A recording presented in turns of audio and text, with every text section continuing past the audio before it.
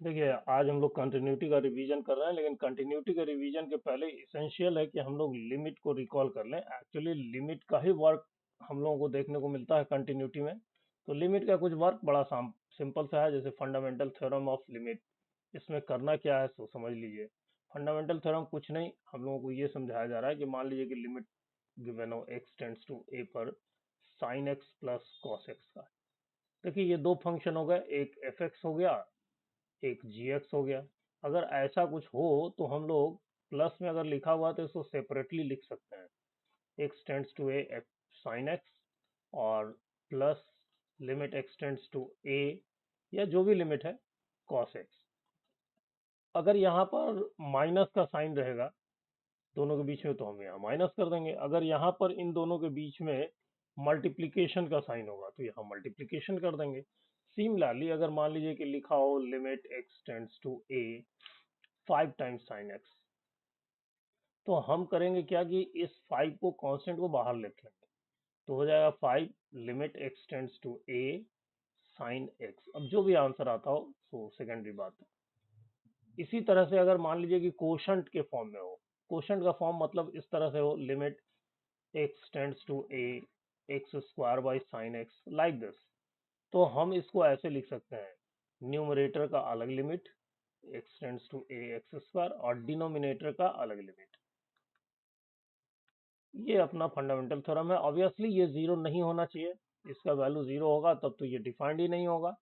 वही चीज है, यहाँ पर हम लोग समझे कि m is not equal to zero. यहाँ ये लिखा हुआ है ना कि अगर मान लीजिए इसका वैल्यू अगर हम लोग ले रहे हैं कि ये चलो l है, और कॉस वाले का वैल्यू ले रहे हैं, मान लीजिए कि इसका l ले रहे हैं और कॉस वाले का m ले रहे हैं, तो आंसर अपना क्या होगा, इसका l फिर इसका m।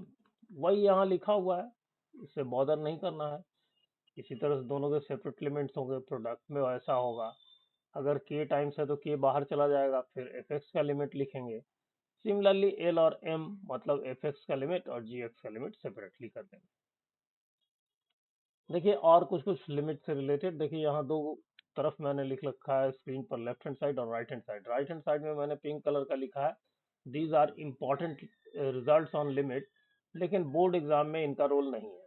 जैसे sine inverse x by x, x tends to zero, ये 1 होता है। इसी तरह से tan इनवर्स के केस में log 1 plus x by x, limit x tends to zero पर 1 होता है। इसी तरह से एक्सपोनेंशियल का भी ये दोनों। तो ये काम हमारे पास बोर्ड में नहीं होता है, लेकिन ये बड़े इंपॉर्टेंट रिजल्ट्स हैं, तो आई होप कि आप इसको याद करके रखोगे। केवल ऐसा नहीं कि बोर्ड दिमाग में रखे और इन चीज़ों को अवॉइड कर दिया, नहीं, दोनों करेंगे। इसी तरह से ये रिजल्ट बड़े काम का है, ये जो दो रिजल्ट पहले आप देख रहे हो, साइन एक्स अपॉन एक्स, इसका या एक्स अपॉन साइन एक्स, कब, जब limit x tends to zero. देख रहे हो, ये भी जीरो की ओर अप्रोच करेगा, ये भी साइन जीरो मतलब जीरो की ओर अप्रोच करेगा। इसी तरह से limit sine x by x का अगर limit x tends to zero लिखो तो ये भी जीरो बाई जीरो का फॉर्म है। तो इस तरह का ये जो टैन में भी यहाँ, तो ये रिजल्ट आप याद रखेंगे, एक्स अपॉन टेन एक्स या ten x upon x, sine x upon x या एक्स अपॉन साइन एक्स, इसको आप लोग अच्छे से याद रखोगे। ओके, तो फिर इसी तरह से एक और जो हमको यूज होगा इस तरह का, मान लीजिए कि एक लिमिट हमको गिवन है x टेंड्स टू जीरो, और मैं एक एग्जांपल ले रहा हूँ, x plus one raise to the power 20 minus minus one कर दो, डिवाइडेड बाई x कर दो। देखो, साथ साथ जब x का वैल्यू आप जीरो रख दोगे तो न्यूमरेटर भी जीरो हो जाएगा, डिनोमिनेटर भी जीरो हो जाएगा, तो हम लोग तो वैल्यू पुट नहीं कर सकते। लिमिट में अगर वैल्यू पुट करने से कोई फर्क नहीं पड़ता है तो हम कर देते हैं, लेकिन यहाँ पर तो कर नहीं सकते। इसलिए इसमें अगर हम लोग एक्सपेंशन करते x plus one raise to the power 20 को, तो बाइनोमियल एक्सपेंशन से लिखना पड़ता, एन सी जीरो ऐसे कर करके लिखना पड़ता, x raise to the power 19 ऐसे कर करके लिखना पड़ता। लेकिन अगर हम लोग इसको यूज करें तो ये रिजल्ट बहुत जल्दी लिख सकते हैं, limit x tends to zero, ये अगर हम लोग लिखें x plus one raise to the power 20 minus one raise to the power 20, और नीचे को अगर थोड़ा एडजस्टमेंट कर दे तो ऐसा लिख सकते हैं, देखिए x प्लस 1 माइनस 1 कैंसिलेशन के बाद x होगा। अब आपको इसमें अगर यूज करना है इस वाले रूल को अगर यूज करना है तो ध्यान रहे इसमें जो लिमिट है, लिमिट जो है वो x टेंड्स टू a है, तो इसका मतलब यहाँ ये टेंड्स टू 1 होना चाहिए। तो कोई बड़ी बात नहीं है, हम लोगों को पता है कि इफ x टेंड्स टू 0, अगर x का वैल्यू लगभग 0 के बराबर है तो इसका मतलब x प्लस 1 टेंड्स टू 1, मतलब x लगभग 0 के बराबर है तो इसका वैल्यू लगभग 1 के बराबर है। तो इसका मतलब ये हो गया कि अब ये पूरा पूरा इस पर सेट हो गया, तो हम इसके आंसर को लिख सकते हैं 20। n का वैल्यू यहाँ पर 20 है, a का वैल्यू 1 है और n माइनस 1 हो गया 19, तो रिजल्ट हो गया 20। तो इसका भी हम लोग बहुत यूज करने वाले हैं। Okay, two important results on trigonometry. देखिए टू तो मैंने लिखा है लेकिन हम लोग कंटिन्यूटी के लिए इसको यूज करेंगे, आगे डिफरेंशिएशन इंटीग्रेशन में इसका यूज होगा, तो दोनों आप अच्छे से तैयार करके रखो। देखो 1 माइनस कॉस 2x का वैल्यू होता है 2x स्क्वायर। जैसे एक छोटा सा एग्जांपल ले लेता हूँ, लिमिट x टेंड्स टू 0, मान लीजिए 1 minus cos x divided by x square है। देखिए ये 0/0 का फॉर्म है, cos 0 का वैल्यू 1 होता है और एक्स स्क्वायर का भी वैल्यू 0 है, तो हम लोग इसको कुछ कर नहीं सकते, तो सिंप्लीफाई करेंगे। तो सिंप्लीफाई करने के लिए लिखा 1 माइनस कॉस एक्स को लिखा 2 साइन स्क्वायर x/2। क्यों x/2? देखिए 1 माइनस कॉस 2x था तो हम लोगों ने लिखा 2 कॉस, सॉरी 2, बार बार मैं कॉस लिख रहा हूँ, 2 साइन स्क्वायर x। एक्चुअली यहाँ एंगल 2x है तो यहाँ एंगल उसका हाफ है, तो सिमिलरली यहाँ एंगल x है तो यहाँ x/2 होगा, नीचे डिनोमिनेटर में x स्क्वायर। देखिए कभी भी इसको आप यूज कीजिएगा कंटिन्यूटी में तो हमेशा साइन x बाई एक्स का फॉर्म जरूर यूज कीजिएगा, साइन एक्स बाई एक्स का फॉर्म जरूर यूज कीजिएगा, ध्यान रहे, मतलब इसको जैसे ही चेंज करेंगे इस फॉर्मेट में लिखना है। देखिए आ गया वैसा, टू तो कांस्टेंट है, बाहर कर लीजिए, लिमिट एक्स टेंड्स टू 0। यहाँ क्या है, ये है साइन x/2, इसके नीचे अगर x/2 होगा तभी इसका वैल्यू 1 होगा, तो इसका स्क्वायर अगर कर देंगे तो हो जाएगा। तो यहाँ पर हम लोग वैसा ही यूज करना चाह रहे हैं, तो लिख रहे हैं साइन x/2 बाई x/2 का होल स्क्वायर। लेकिन देखो बेटा हमारे पास क्या था, साइन स्क्वायर x/2 था और एक्स स्क्वायर था, और हम लोग अगर ऐसा लिख रहे हैं तो इसका मतलब बाई 4 लिख रहे हैं, तो इसका मतलब इसका इंटू होना चाहिए 1/4 से। अगर हम लोग इंटू कर देंगे 1/4 से तो ये 4 कैंसिल हो जाएगा, है ना, ये 1/4 का मतलब यहाँ है 4। तो आप होपफुली समझ रहे होगे इन चीज़ों को, तो इस तरह से हम लोग एडजस्ट कर लेंगे। ध्यान रहे कि इसको जब भी इस रिलेशन को हम लोग यूज करेंगे तो साइन x/x के फॉर्म को जरूर ढूंढेंगे और उसमें कन्वर्ट करेंगे, नेसेसरी है ये पार्ट समझना। तो यहाँ के बाद अब ये कांस्टेंट 1/4 को बाहर ले आओ, अंदर में हो गया limit x tends to 0 sine x/2 और नीचे x/2 का होल स्क्वायर। देखो बेटा अगर हम कह रहे हैं कि x टेंड्स टू 0 है तो इसका मतलब है x/2 ऑल्सो टेंड्स टू 0, तो ये जो यहाँ पर लिखा हुआ है वो इनडायरेक्टली हम लोग समझें कि x/2 है, तो आंसर हो गया, ये 2 से कैंसिल होकर के 1/2 और साइन x/2 मतलब 1, तो आंसर हो गया 1/2। तो क्या अर्थ समझा आपने, इसको जब भी आप यूज करो तो साइन x/x को जरूर यूज करो। 1 प्लस कॉस एक्स का यूज करेंगे आगे डिफरेंशिएशन में। देखिए कंटिन्यूटी किसको कहते हैं, कंटिन्यूटी का सीधा संबंध होता है ग्राफिकल अप्रोच से।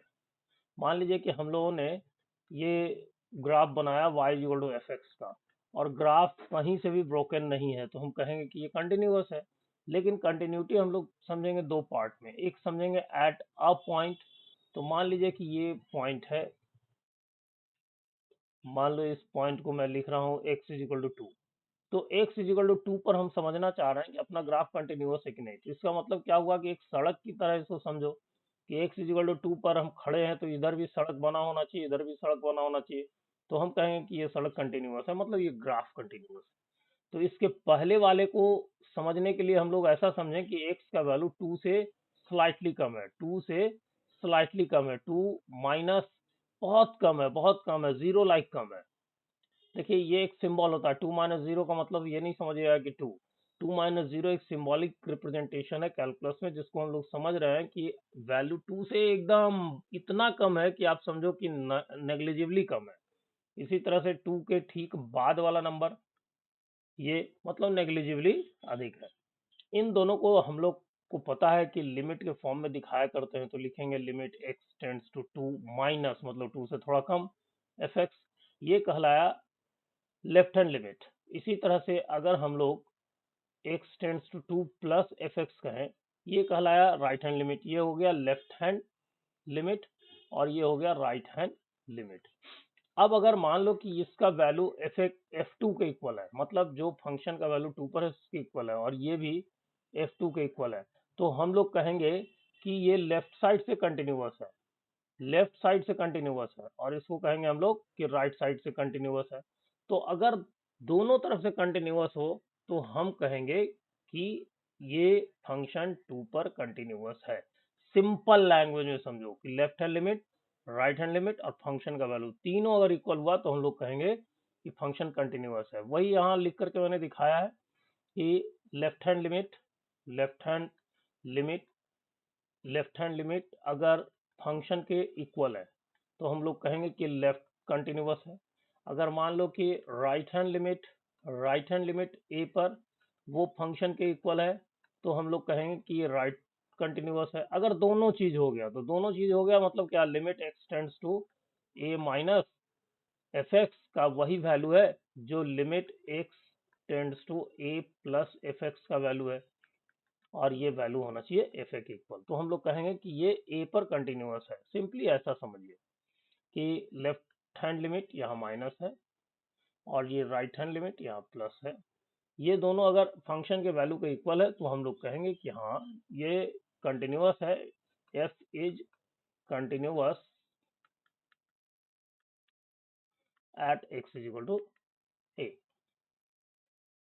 ओके, देखिए अब कुछ और कंटिन्यूटी किसी इंटरवल में, अभी पॉइंट देखिए सबसे इंपॉर्टेंट होता है पॉइंट पर, लेकिन अगर हम लोग कहना चाह रहे हैं कि किसी ओपन इंटरवल, इंटरवल दो तरह के हुए, ओपन इंटरवल, अगर ऐसे हम लोग लिखते हैं तो इसका सेंस क्या हुआ कि अगर x belongs to this interval है तो इसका मतलब x a से ग्रेटर है और b से स्मॉलर है। लेकिन अगर हम लोग इसी सिंबल को ऐसे करके लिखें तो इसको बोलते हैं, ये हो गया ओपन इंटरवल और ये हो गया क्लोज इंटरवल। इसका मतलब हुआ कि अगर कोई एक्स इसका मेंबर है तो एक्स या तो ए से बड़ा होगा या इक्वल होगा, बी से स्मॉलर होगा या उसके इक्वल होगा, मतलब ए और बी इंक्लूडेड है इसमें क्लोज्ड में, और ओपन में एक्सक्लूडेड है। तो अभी हम लोग बात कर रहे हैं ओपन इंटरवल में कंटिन्यूटी की बात। तो मान लीजिए कि कोई एक इस तरह का है, ओपन इंटरवल की बात कर रहे हैं, मतलब ए और बी के बीच की बात कर रहे हैं, ए और बी की बात नहीं कर रहे हैं, बी की बात। तो हम लोग क्या करेंगे, सपोज कर लेंगे कोई एक पॉइंट सी है जो इसके बीच में कहीं पर लाई कर रहा है, मतलब सी बिलोंग्स टू ए बी। फिर हम लोग कंटिन्यूटी चेक करेंगे सी पर। तो सी पर कैसे कंटिन्यूटी चेक करेंगे, वैसे ही करेंगे, सी माइनस मतलब इसका लेफ्ट हैंड लिमिट और इसका राइट हैंड लिमिट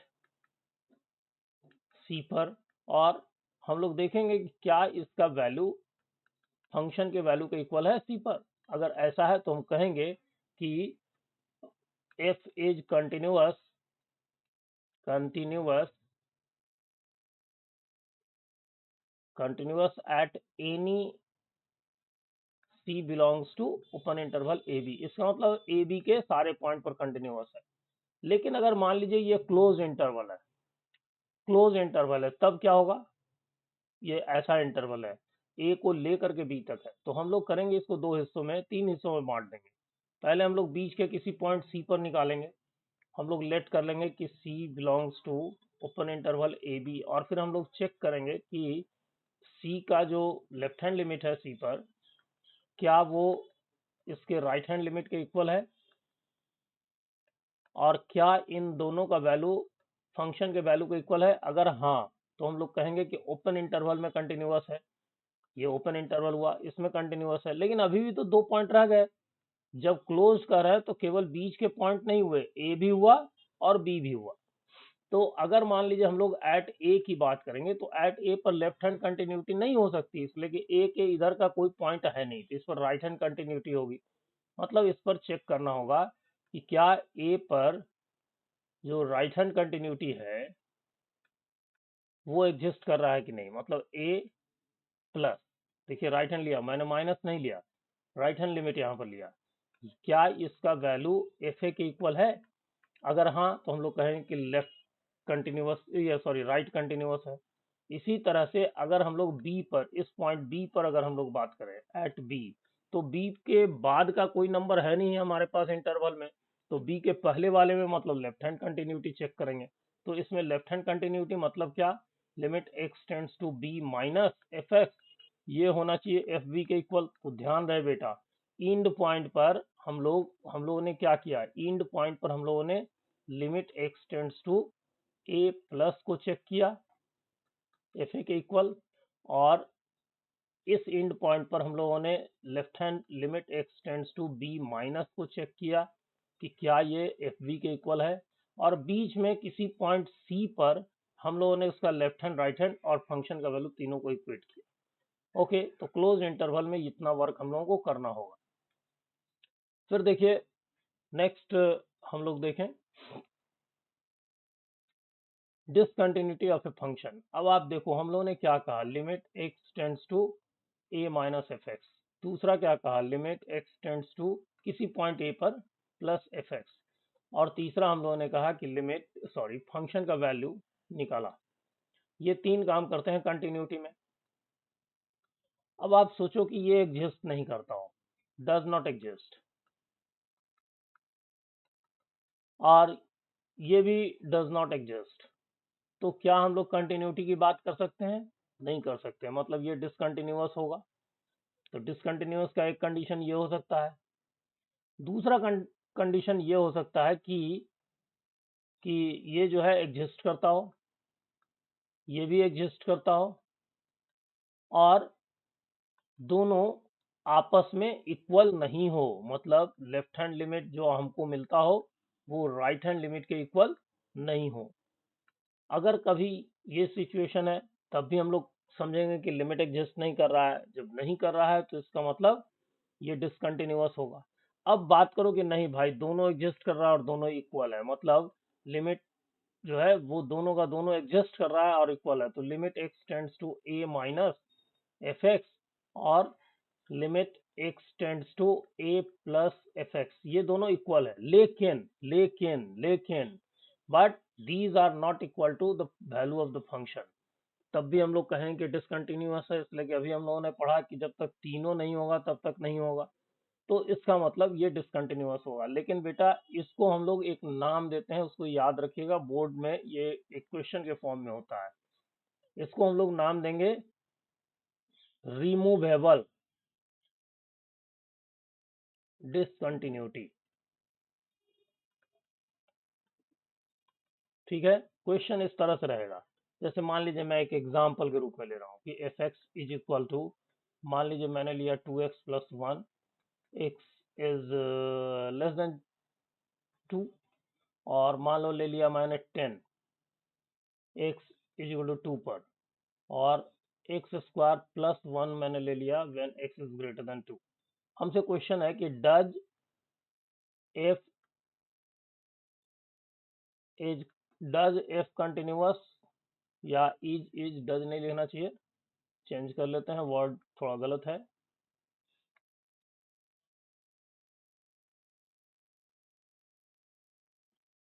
थोड़ा गलत है, इस वर्ड को चेंज कर लिया जाए। मतलब is f continuous at x is equal to true if it is removable. ठीक है, removable discontinuity, it is discontinuous continuous then remove it, remove the discontinuity. मतलब पहले आपसे कहा जा रहा है कि पहले आप चेक करो क्या ये डिसकंटिन्यूअस है। अगर जवाब आया कि हाँ डिसकंटिन्यूअस है, तो आप इसको चेक करो कि क्या ये रिमूवेबल है या नहीं है। रिमूवेबल का मतलब क्या, लेफ्ट हैंड राइट हैंड दोनों लिमिट हो और इक्वल हो, लेकिन वो इसके इक्वल नहीं हो, फंक्शन के वैल्यू को इक्वल नहीं हो। तो चेक करके देखते हैं। मान लीजिए हम लोग निकालना चाह रहे हैं लेफ्ट हैंड लिमिट 2 पर, तो एफ एक्स, तो हम लोग क्या लिखेंगे बेटा, पहले तो फंक्शन लिखना होता है, तो 2 से थोड़ा कम में ये एप्लीकेबल है, तो 2x+1। देखो यहाँ 0/0 का कोई फॉर्मेट नहीं है, तो 2 का वैल्यू सीधे रख दो। 2 माइनस मतलब ये नहीं समझना कि 2 में से थोड़ा कम रखना है, नहीं, हम लोग 2 पुट करेंगे तो ये हो जाएगा 4 + 1 5। फिर पता करेंगे limit x tends to 2 + fx। इस बार जो फंक्शन लिखेंगे वो वाला लिखेंगे जिसमें 2 से थोड़ा अधिक है, तो ये है, मतलब x² + 1। अब आप वैल्यू पुट कर दो तो ये भी आया 5। आपने क्या देखा कि इन दोनों का वैल्यू इक्वल है, लेकिन आप जैसे ही लिखते हो क्वेश्चन के अकॉर्डिंग आप बात करते हो, तो क्वेश्चन में लिखा हुआ है कि f2 = 10। अब आप देखो ये दोनों इसके इक्वल नहीं है, दोनों जब इसके इक्वल नहीं है तो हम लोग कहेंगे कि since left hand limit = right hand limit but not equal to f2, therefore it is removable discontinuous। ठीक है, या कहेंगे कि ऐसे लिख देंगे कि therefore discontinuity of the function is removable। ठीक है, अब आपसे कहा जा रहा था क्या कि आप रिमूव करके लिखो, तो लिख दो, लिखो hence after removing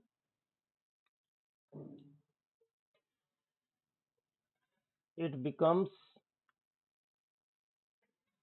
कुछ नहीं करना है, उसी क्वेश्चन को लिख डालो। fx = क्या था, 2x+1 when x is less than 2।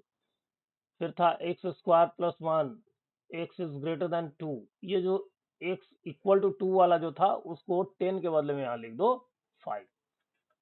ठीक है, और उसके बाद कमेंट डाल दो। इतना लिखने के बाद कमेंट लिख दो, it is continuous eight x = 2। आपने क्या किया, लेफ्ट हैंड लिमिट निकाला, राइट हैंड लिमिट निकाला, दोनों इक्वल हो गया, लेकिन फंक्शन के वैल्यू के इक्वल नहीं है। तो आप लास्ट में कहो सॉरी ये रिमूवेबल है, और उसके बाद फंक्शन के वैल्यू को बदल दो। देखिए last one of this type of discontinuity, fluctuating discontinuity. जैसे अगर मान लीजिए किसी ने कह दिया आपको कि साइन का एंगल कर दिया 1/x। अब इसके बारे में कह रहा है x टेंड्स टू 0 पर क्या होगा, तो हमको मालूम है कि साइन का कोई भी एंगल ले लें तो इसका वैल्यू -1 से लेकर के +1 के बीच में होता है। लेकिन बेटा अगर हम लोग इसकी बात करें कि x, चलो x 0 नहीं है, लेकिन x is very close to, मान लो कि क्लोज टू 0 है, तो आप बताओ कि किसी नंबर को अगर 1 को तुम डिवाइड करो, मान लो कि 0.1 से, जो कि 0 के लगभग है, तो आंसर हो जाता है 10। लेकिन अगर तुम डिवाइड कर दो 0.01 से, तो आंसर हो जाता है 100। देख लो बहुत तेजी से वैल्यू में चेंज आता है। अगर हम लोग कर दे 0.001 तो आंसर हो जाता है 1000। तो आप क्या देख रहे हो कि बहुत तेजी से इसका आंसर अलग हो रहा है, 10 टाइम्स हो गया, 100 टाइम्स हो गया, ऐसा। तो आप ही सोचो कि साइन का जो एंगल है बहुत तेजी से बदलेगा, और बहुत तेजी से बदलेगा तो वो कोई फिक्स्ड वैल्यू नहीं देगा, वो जो है वो एक तरह से फ्लक्चुएटिंग वैल्यू देगा। इसीलिए इस तरह की डिसकंटिन्यूटी को हम लोग बोलते हैं फ्लक्चुएटिंग डिसकंटिन्यूटी। मतलब however we know that the sin 1/x will lie between -1 and 1, but we cannot determine to which value it will stop, या कह लो कि it will reach। तो हम नहीं कह सकते, इसका मतलब ये डिसकंटिन्यूटी कहलाएगा फ्लक्चुएटिंग। तो कभी भी ऐसा आएगा तो आप सीधे लिख देना कि here is fluctuating discontinuity. Okay, now some other things related to continuity of the function. आप याद रखो कि f और g, अगर f कंटिन्यूअस फंक्शन है, g भी कंटिन्यूअस फंक्शन है, अगर ये दोनों कंटिन्यूअस फंक्शन है, तो इसका मतलब ये है कि इन दोनों का अगर हम सम कर दें तो वो भी कंटिन्यूअस होगा, डिफरेंस कर दें वो भी कंटिन्यूअस होगा, इन दोनों का प्रोडक्ट कर दें तब भी कंटिन्यूअस होगा, f/g कर दें वो भी कंटिन्यूअस होगा। बस ये ध्यान रखना है कि ये जीरो नहीं होना चाहिए, मतलब जी के किसी भी वैल्यू के लिए ये जीरो नहीं होना चाहिए। मतलब कंटिन्यूअस फंक्शन का सम, प्रोडक्ट, डिफरेंस, इवन कोई नंबर से अगर मल्टीप्लाई कर दें, जैसे 5 टाइम्स एफ कर दें, ये सब कंटिन्यूअस होगा। Okay, some more things related to this. देखिए, अगर कभी हम लोगों से कहा जाए कि पहले तो हम लोग रिकॉल करें कि फॉग एफ ओ जी एक्स का मतलब क्या होता है। इसका मतलब होता है एफ ऑफ जी एक्स, मतलब हम लोगों ने पहले जी में एक इनपुट किया एक्स, जो रिजल्ट आया जी एक्स, इस पूरे जी एक्स को उठा करके हम लोगों ने एफ नाम के फंक्शन में डाल दिया। अब ये जो रिजल्ट देता है उसी को लिखते हैं एफ ऑफ जी एक्स। ये होता है कंपोजिट फंक्शन का मतलब। अब आप सोचो कि आपने क्या किया, पहले आपने जी में एक्स डाला, तो इसका मतलब कि जी जी जो फंक्शन है वो, अगर मान लो इस पर्टिकुलर एग्जांपल में एफ ओ जी ए है, तो यही लिखते हैं एफ ओ जी ए। इसका मतलब क्या हुआ, एफ ऑफ जी ए। अब आप सोचो कि अगर जी कंटिन्यूअस है एट ए, यहाँ, तो कुछ आउटपुट आएगा। फिर अगर मान लो कि ये जो अपने अंदर में जो लिखा हुआ है जी ए, इस पर अगर अपना एफ कंटिन्यूअस है, किस पर, जी ए पर, ये जी ए पर कंटिन्यूअस है, मतलब जी ए पर कंटिन्यूअस है, और एफ जो है वो जी ए वैल्यू है, इस पर कंटिन्यूअस अगर है, ठीक है, अगर इस पर कंटिन्यूअस है, तो इस केस में एफ ओ जी मतलब उसका कंपोजिट फंक्शन भी ए पर कंटिन्यूअस होगा। एक एग्जांपल लेकर के इसको समझते हैं। जैसे मान लीजिए कि ये क्वेश्चन है, आप इसको दिमाग में रखोगे इस क्वेश्चन को। मान लीजिए कि आपसे पूछा जा रहा है कि f x is equal to sine modulus x, तो ये कंटिन्यूअस है कि नहीं है। तो सबसे पहले आप इसको कंपोजिट फंक्शन, देखो दो फंक्शन है ना बेटा, एक ट्रिगोनोमेट्रिक है, एक मॉडुलस फंक्शन है, तो साफ साफ ये कंपोजिट फंक्शन है, तो इसको ब्रेक करके लिखो। पहले एफ ओ जी लिखते हो, तो जी नियरेस्ट हुआ, तो पहले जी के साथ जो काम करते हो वो लिखो। तो पहले सपोज करो कि let g x is equal to, पहले मॉडुलस का फंक्शन है उसको साइन में डालना है, तो पहले जी एक्स ले लो, देखो जी क्लोजर है एक्स के। फिर एफ एक्स सपोज कर लो कि जो रिजल्ट आया उसको साइन कर देना है, तो उसको साइन एक्स। तो अब देखो यह यहाँ पर आप देखो एफ ओ जी अगर हमसे कोई कहे एक्स, तो इसका मतलब क्या हो गया, f of g of x. तो ये हो गया बेटा एफ ऑफ जी एक्स का मतलब हो गया मॉडुलस एक्स, और एफ का मतलब हुआ जो भी आप इनपुट करते हो उसका साइन कर दो, तो इनपुट यहाँ मॉडुलस एक्स है, ये हो गया साइन मॉडुलस एक्स। अब आप यहाँ देखो सिंपली कि मॉडुलस फंक्शन, जो कि अभी एंड में मैं आपको समझाऊंगा, ये कंटिन्यूअस होता है, ये कंटिन्यूअस होता है। इसी तरह से साइन फंक्शन, ट्रिगोनोमेट्रिक फंक्शन भी कंटिन्यूअस होता है, ये अभी बस इसके बाद वाले शीट पर आपको विजुअल होने वाला है। तो ये दोनों अगर फंक्शन कंटिन्यूअस है, एफ जी और एफ दोनों कंटिन्यूअस है, तो इस केस में एफ ओ जी भी कंटिन्यूअस होगा। इसका मतलब sine modulus x is also continuous, continuous, ठीक है। ये कंटिन्यूटी मान लीजिए हम लोग कह रहे थे कि इन आर, तो हमको मालूम है कि ये आर पर कंटिन्यूअस, ये भी आर पर कंटिन्यूअस, तो ये भी इन आर होगा। तो इस तरह के क्वेश्चंस हम लोग करेंगे। जैसे मान लीजिए कि कभी पूछ देगा आपसे कि कॉस एक्स स्क्वायर, तो आप जी एक्स ले लो ना एक्स स्क्वायर को, और एफ एक्स ले लो कॉस एक्स को, तो ये हो जाएगा एफ ऑफ जी एक्स का मतलब हो जाएगा f of g of x, इसका मतलब हो जाएगा एफ ऑफ एक्स स्क्वायर, और फिर उसका कॉस कर देंगे कॉस एक्स स्क्वायर। देखो ये कंटिन्यूअस फंक्शन, पॉलिनोमियल फंक्शन, ये ट्रिगोनोमेट्रिक फंक्शन कंटिन्यूअस, तो ये भी कंटिन्यूअस। ओके, ये क्वेश्चन हम लोग बाद में इस तरह का डील करेंगे, पहले हम लोग समझ लें और चीजों को। सम अदर रिजल्ट्स, देखो all trigonometric functions are continuous, साफ बात है बेटा, साइन और कॉस जो होता है इसके डोमेन में ही होते हैं कंटिन्यूअस, तो इसका जो डोमेन होता है पूरा रियल नंबर होता है। लेकिन अगर हम लोग बात करें tan एक्स की, या देखिए tan एक्स होता है साइन बाई कॉस, या हम लोग ले लें सेक एक्स की, तो इसमें दोनों में डिनोमिनेटर में कॉस होता है, तो ये अगर जीरो हो जाएगा तो अनडिफाइंड होगा। तो इसके डोमेन में सारा रियल नंबर होता है other than pi by two, 3 pi by two, मतलब odd multiple of pi by two, मतलब 2n+1 पाई बाई 2 इसमें नहीं होता है, ठीक है, एन आर का मेंबर है। अगर हम लोग सारे पाई बाई 2 के मल्टीपल को हटा दें तो जो बचा एंगल उस पर ये कंटिन्यूअस होता है। सिमिलरली कॉट एक्स और कॉस एक्स एक्स दोनों के डिनोमिनेटर में साइन एक्स होता है और साइन एक्स 0 होता है एन पाई पर, मतलब 0 पर, पाई पर, माइनस पाई पर, एक्सेट्रा। तो ध्यान रहे बेटा कि अगर अपने किसी ट्रिग्नोमेट्रिक फंक्शन की बात करें तो वो अपने डोमेन पर कंटिन्यूअस होता है।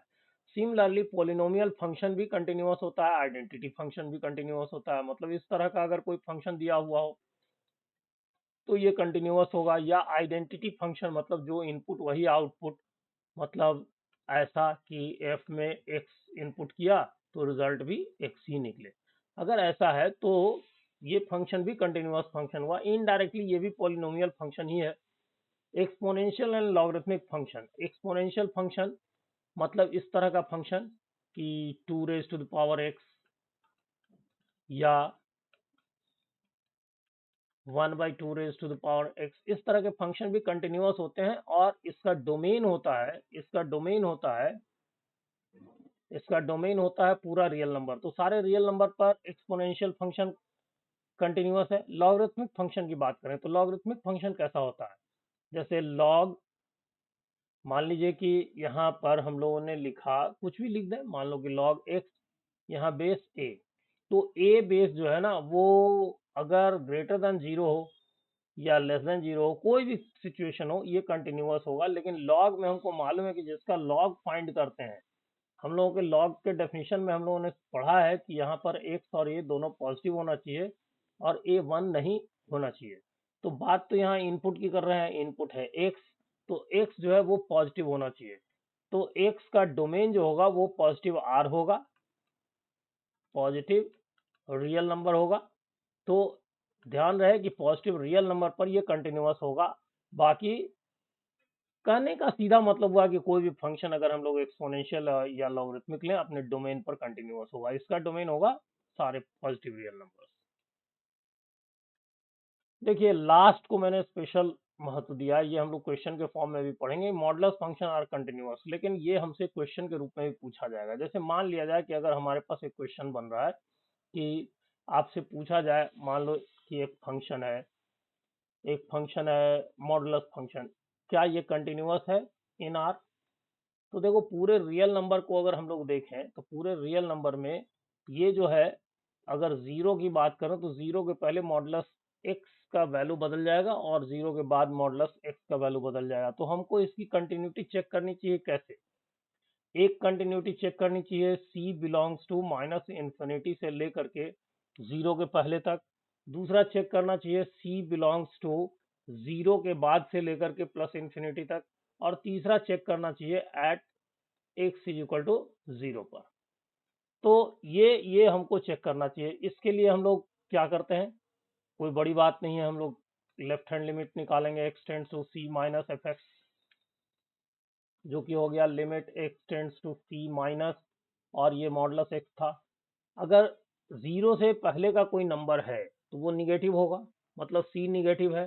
तो निगेटिव है मतलब मान लीजिए सपोज कीजिए यहीं पर सी है, तो सी के ठीक पहले का नंबर भी निगेटिव होगा और बाद का भी नंबर निगेटिव होगा। तो इसका लेफ्ट हैंड राइट हैंड दोनों में मॉडुलस निकालेंगे तो माइनस सी ही निकलेगा।